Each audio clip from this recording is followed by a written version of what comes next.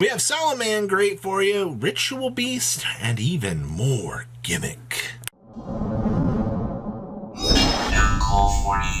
Make sure you guys smash the crap out of that subscribe button so you guys don't miss out on more awesome content. Yeah, we had some surprises out of your day 2 finishers out here. I thought we got the most exciting things out of the way, but no. We still have some cute little things for you here. And Salad was among one of those decks. Unfortunately, they lost their last round to Swiss, which was disappointing, but you know, that happens. You still made a fantastic day 2 finish. You were still able to show the Salad community that this deck can do something.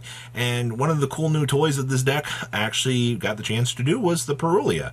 I will say, just the generic draw power that this deck is able to generate off of this, an extra 2-3 cards definitely kind of warrants, you know, an inclusion of wanting to do this.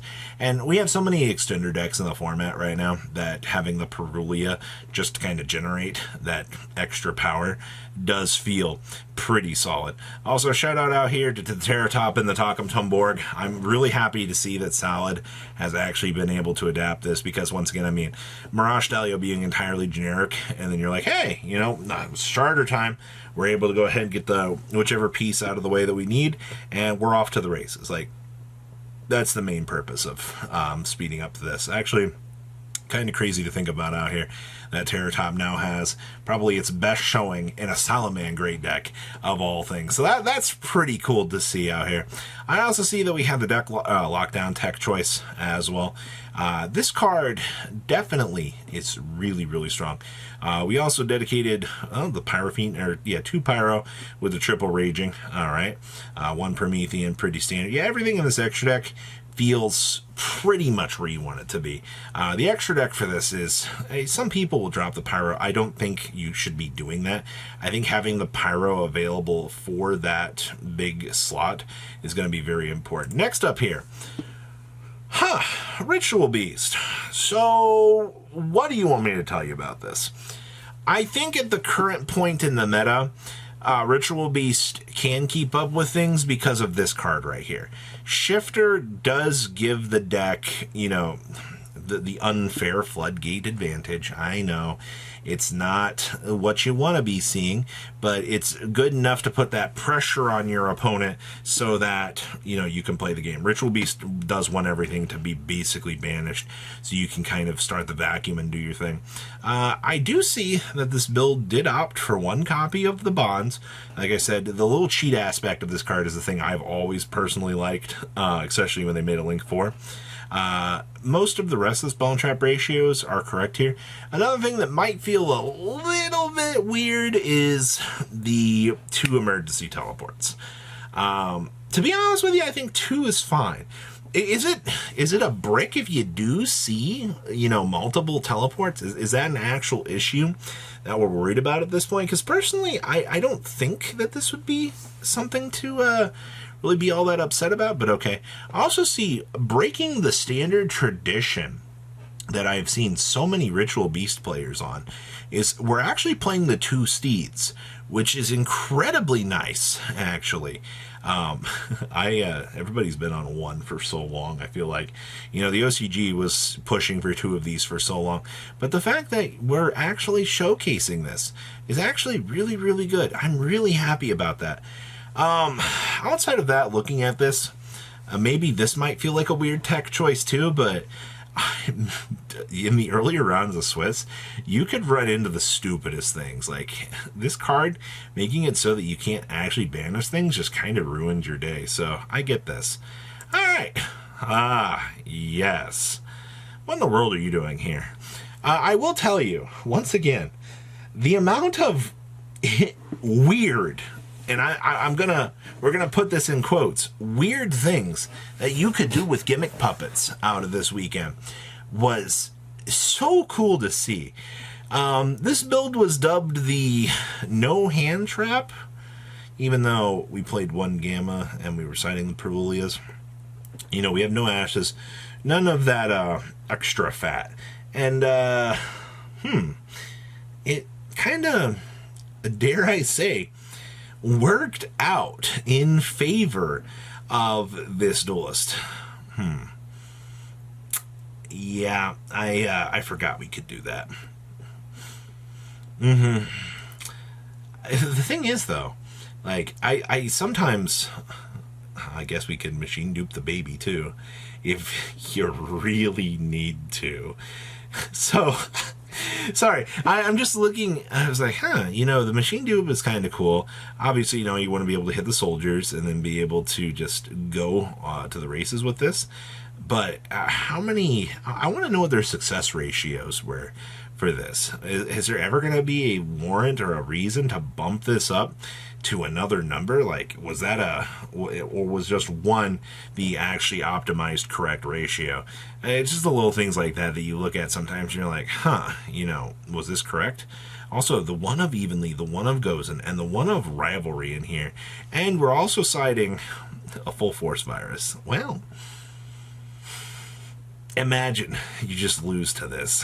I guess that's just one of those things that you kind of have to deal with this. But innovations, they are interesting in the gimmick puppet department. So today we have today we were feeling daring. Instead of playing the standard 50 card branded variants, we've went ahead and we have foregone one tech choice, everybody. That's right. We have found a slot to make the deck, I don't even know, what is this, 1/100th more consistent every 100th game? We're possibly opening up a little bit better. Yeah, that's we're really crunching some numbers out here if we're looking at the game like that. I do see that we also managed to pack in the Perulias. Is it really... Is Perulia really that bad in this deck? I mean, yeah, it's a water monster. Yeah, it is another hand trap for sure, but, being able to draw into some additional things, even if it's a draw 2 or a draw 3, those are extra little pieces that you could find along the way so that you can actually combo much easier. So I think it's kind of a waste to not really be considering this. I think that this card kind of helps a lot of the things out that we can actually see. Hi, Fusion Duplication. How are you? Somebody actually decided that it was correct to maximize on these, which is, I think, good. More of the standard thing that we've been starting to see, like obviously you'd see one in the main, and then you would have a couple builds that would try maybe 2, and then you would see, okay, we'll try 1 and 1 in the side deck. There might be a case of us needing to do this. I think 3 has been pushed a little bit more recently, but this card does do a lot of high impact things. Also, the Brandon High Spirits actually seeing play in here is good. Hello, Brandon in Red. Some days I do want to play 2 of this, but how the days have turned. Also, the Allure of Darkness in here. That's kind of a cool little thing. I mean, hey, banish one of these stupid extra pieces. You might actually draw along the way. And we're also citing the Brightest Blazing Brand King. Yeah, everything else here, pretty interesting. And our last list here, Ubel Fiendsmith. Oh, man. Well, first of all, 44 cards. Nothing wrong with, extending out the packages just a wee little bit so you can do the thing. We're also playing 2 base form Ubels. That's kind of cool to see. I swear most people are just like one and done. You don't have a reason to dedicate slots to have your numbers. This build actually opted to play Malcharmies in the main deck, which is actually kind of good. I am very happy to see Malcharmy doing the thing. We also have the Aerial Eater. First time I've seen you. I've seen more Necro equips recently than you, but it is actually kind of cool to see, the Aerial Eater here actually doing its thing.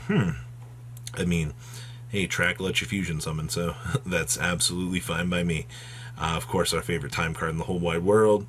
There's not a lot to say about your Ubel innovations. I mean, the Ubel tech choice in this for the 1 extra name, extending things out with playing more chummies, I think is fine, just so you can get the extra couple draw cards along the way. Try to find those combo pieces a little bit easier. Actually being able to have the Aerial Eater not only be revivable, but another stepping stone for you to be able to do the thing. If not, it's a 2100 monster to kind of assist you along with the way for whatever little pieces that you need.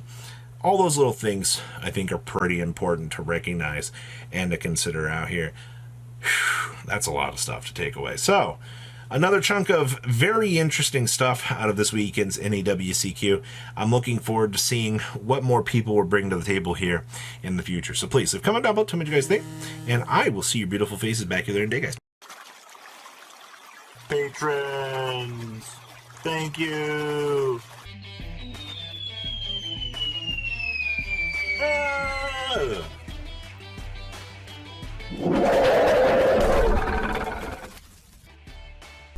Thank you so much for watching. Check out these other videos.